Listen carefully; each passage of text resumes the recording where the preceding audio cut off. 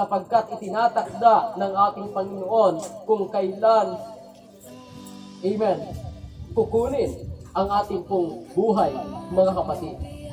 Amen. Kaya ano pong sinasabi? Amen. Minsan pang itinakda sa tao ang mamatay, at pagkatapos nito, mga kapatid, amen, ay ang paghuhukom. Ngunit mapapansin po natin, mga kapatid, ang mga itinuring matuwid, mga kapatid, ng ating pong Panginoon, praise God, sila po yung dadalhin ng ating Diyos doon po sa langit, mga kapatid, para mabuhay doon, amen, nang walang hanggan. Praise God. Ngunit ang mga masasama at hindi sumasampalataya sa ating pong Panginoon, amen, ang sabi po, mga kapatid, sila po ay itatapon doon po sa kaparusahang walang hanggan. Ngunit mga kapatid, tayo po ngayon ay nasa proseso, tayo po ngayon ay buhay pa, mga kapatid. Habang ikaw ay buhay pa, ikaw ay may pag-asa. Yes. Amen. Habang ikaw ay buhay pa, ikaw ay may pag-asa, mga kapatid, na makakilala sa ating pong Panginoon, basta ikaw ay magdesisyon. Kaya ang pagdedesisyon ay mahalaga. Ang pagdedesisyon, mga kapatid, amen, ay kailangan upang tayo po, mga kapatid, amen, ay makarating doon po sa mga plano ng ating pong Panginoon. Praise God. Kaya, sabi nga po ni Pablo, mga kapatid, amen, praise God, yun po ay isang bagay, ang kamatayan, mga kapatid, ay isang bagay na hindi kalubihan para po sa Kanya. Sapagkat kung titingnan po natin, mga kapatid, mayroon po siyang tinatawag na crown pagdating po doon sa langit, mga kapatid. Na kapag ikaw naman ay kapag kasi habang tayo nabubuhay dito sa lupa, mga kapatid, amen, nasa mundo tayo, praise God, at kung minsan, mga kapatid, talagang nagsusumikap tayo na maging maayos ang ating buhay. Ngunit sa paligid po natin ay maraming mga temptation, mga kapatid, na talagang, amen, talagang pumipilit at hinihila po tayo upang tayo po ay dalhin, mga kapatid, sa kapahamakan. Amen. Ngunit lagi po natin tatandaan na kapag ikaw naman ay nagtagumpay, kapag ikaw naman ay naging matibay sa harapan ng ating pong Panginoon, mag-i-enjoy ka kapag nandun ka na sa piling ng ating pong Panginoon. Sapagkat ang lahat na pinagsikapan mo dito sa lupa, praise God, ay mayroon po iyang reward sa harapan ng ating pong Panginoon. Amen. So isang magandang bagay na reward ng ating Panginoon yung tinatawag na buhay na walang hanggan. Kasi pag sinabing buhay na walang hanggan, mga kapatid, amen, yung po ay talagang eternity. Ang hindi alam ng tao, mga kapatid. Kaya nga, may minsan ang tao dahil sa sitindi ng kanyang problema, sasabihin niya, mas maigi pang mamatay na. Kapag namatay na, wala nang problema. Ang hindi niya alam, mga kapatid, pagkatapos ng buhay na ito, pagkatapos ng kamatayan na ito, there is life. Amen. Mayroong buhay na nag-aantay, mga kapatid. Kaya ang tanong, yung buhay po natin, mga kapatid, saan po pa natin ito ihahanda? Amen. Kasi yung kaparusahan, eternity din. Amen. Yung sa piling ng paraiso, mga kapatid, ng ating pong Panginoon, eternity din. Parehas buhay na walang hanggan. Pero ang pagkakaiba ng mga kapatid, amen, sa kaparusahan, talagang magdaranas ng parusa, mga kapatid. Ngunit pagdating doon po sa langit, mga kapatid, eternity din, buhay na walang hanggan din, mga kapatid. Pero pawang kagalakan, mga kapatid, at mga masasayang bagay, mga kapatid, ang ibibigay ng ating Panginoon. Hindi ka na nagtrabaho doon, hindi ka na nagpapagamot doon, hindi ka na namumroblema doon, mga kapatid. Amen. Sapagkat ang lahat ng bagay na mga nagpapahirap sa ating, mga kapatid, ay pawang papalitan ng ating Panginoon. Amen. Ng kagalakan. Praise God. Upang malubos po natin, mga kapatid, na ma-enjoy ang buhay natin sa piling ng ating Panginoon. Yes. Amen. Kaya mga kapatid, kapag nakita ng ating Panginoon sa isang taong tapat, amen, sabihin ng ating Panginoon, well done, thou good and faithful servant. Pumasok ka sa ating kagalakan, sabihin ng ating Panginoon. Kaya sister lang, nung Nawala siya, sinalubong siya ng ating Panginoon, sabihin ng ating Panginoon, well done, thou good and faithful servant, at ikaw ay pumasok sa aking kagalakan. Hallelujah. Praise God. Kaya ganun din po mga kapatid sa atin.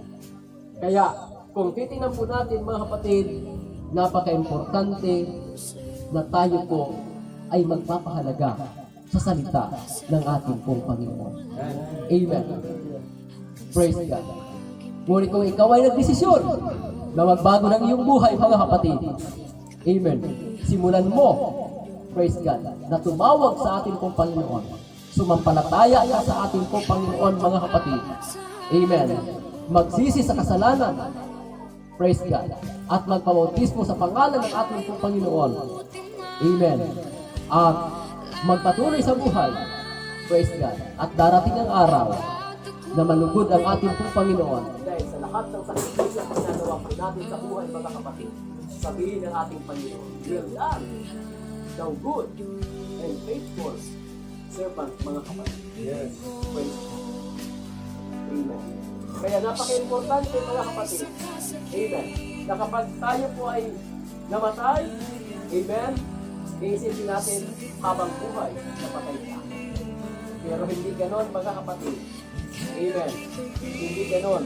Kaya ang sabi ng ating pong Panginoon, na bagamat gusto nilang ay namatay, may pangako ang ating Panginoon.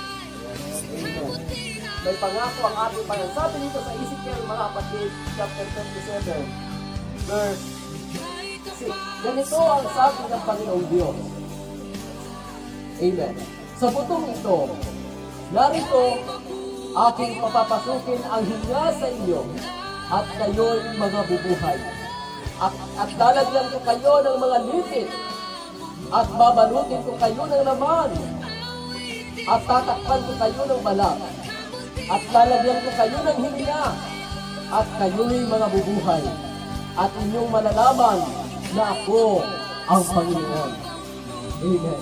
So yun po ang isang bagay mga kapatid, na sa pag-alis ng isang tao na siya po ay namatay mga kapatid, amen, hindi po siya mananatiling patay sapagkat darating ang araw mga kapatid sa itinakda ng ating Panginoon, ang patay na iyan mga kapatid ay muling i-revive, muling mga kapatid bubuhayin ng ating pong Panginoon at siya po ay makakapiling ng ating pong Panginoon. At habang siya po ay nandoon, amen, habang siya po ay nandoon mga kapatid, ang sabi ng Revelation 21:4, at papahirin niya ang bawat luha sa kanilang mga mata at hindi na magkakaroon ng kamatayan, hindi na magkakaroon ng dalamhati o ng pamananambitan man o ng hirap pa man, ang mga bagay ng una ay nakarang. Amen. Yun po ang mga benepisyo na nakikita po natin sa isang taong nauuna. Amen. So hindi po sayang, amen, hindi po mga kapatid, praise God, sasabihin po natin kawalan, amen, sapagkat ang pagkawala, amen, ito po mga kapatid, ay talagang mayroong inilaan ang ating pong Panginoon. Kaya sabihin ng ating Panginoon, amen, sabihin ng Diyos, pagharap sa ating Panginoon, sinabi ng Panginoon, amen, sasabihin niya, mabuting gawa, mabuti, at tapat na alipin.